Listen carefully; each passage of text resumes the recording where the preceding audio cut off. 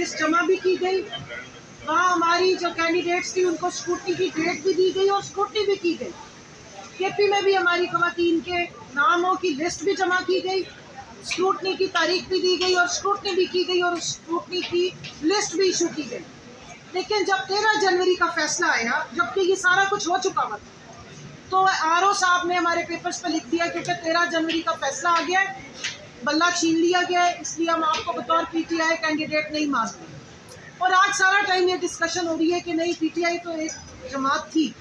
तो ये एक मेन पॉइंट था जो मैं यहाँ पे इस्टेब्लिश करना चाहती हूँ कि रिकॉर्ड की दुरुस्तगी के लिए हमने ये सब काम किए, हमारे पास रिकॉर्ड मौजूद है। यहाँ पर भी आपको समझ आएगी कि गलती, कोताही या बदनीयती इलेक्शन कमीशन की तरफ से नज़र आती है। दूसरा पॉइंट, जब हमारे कैंडिडेट्स को ज़बरदस्ती इंडिपेंडेंट किया गया, क्योंकि मैंने भी इलेक्शन लड़ा NA 166, हमारे वो फॉर्म जिन पे हमने पीटीआई लिखा था उन्हें रिजेक्ट किया गया। जिन फॉर्म्स पे हमने खाली छोड़ा उस पर इंडिपेंडेंट करवा के वो सिर्फ एक्सेप्ट किए गए। हमें मुख्तलिफ किस्म के सिम्बल्स दिए गए, लेकिन जिन लोगों को बाद में जो जीते हमारे 81 लोग, उनकी जब ज्वाइनिंग का टाइम आया तो लिस्ट में पीटीआई की ऑप्शन ही मौजूद नहीं थी।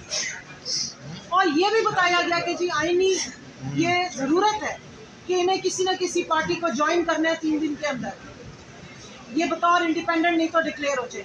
यानी कि हर तरह से अगर मसाइल क्रिएट किए गए तो इलेक्शन कमीशन ऑफ पाकिस्तान की तरफ से किए गए। जब हमारी ये केस चल रहा था और सलमान राजा साहब ने पूरे आर्ग्यूमेंट्स लिए थे, काजी फाइज ईसा साहब उस वक्त कहते थे कि नहीं, 13 जनवरी के फैसले की इंटरप्रिटेशन इलेक्शन कमीशन ने गलत की थी।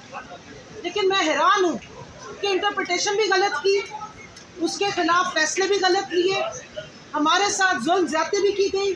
जिस किस्म का इलेक्शन हुआ वो आप सबको याद है, किस तरह प्रपोजल सेकेंडर्स को उठाया गया, मारा पीटा गया। हमारे पेपर्स जो है वो बड़ी मुश्किल से हमने जाके हाई कोर्ट से एक्सेप्ट करवाए, और फिर उसके बाद इलेक्शन में हमें ना कैंपेन करने दी गई, ना हमें इलेक्शन वाले दिन तक बाहर निकलने दिया गया, और उसके बाद फॉर्म 47 की सरकार बनाई गई।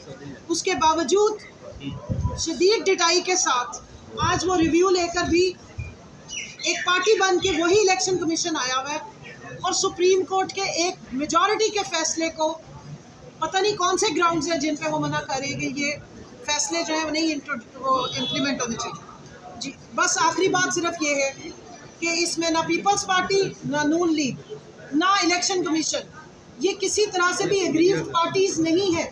अगर कोई पार्टी पूरे इलेक्शन में एग्रीव्ड है, मजलूम है, या जिसके हक सलब किया गया, एक वो वोटर थे, पाकिस्तान की आवाम थी, और दूसरी पाकिस्तान तहरीक इंसाफ थी। बहुत शुक्रिया।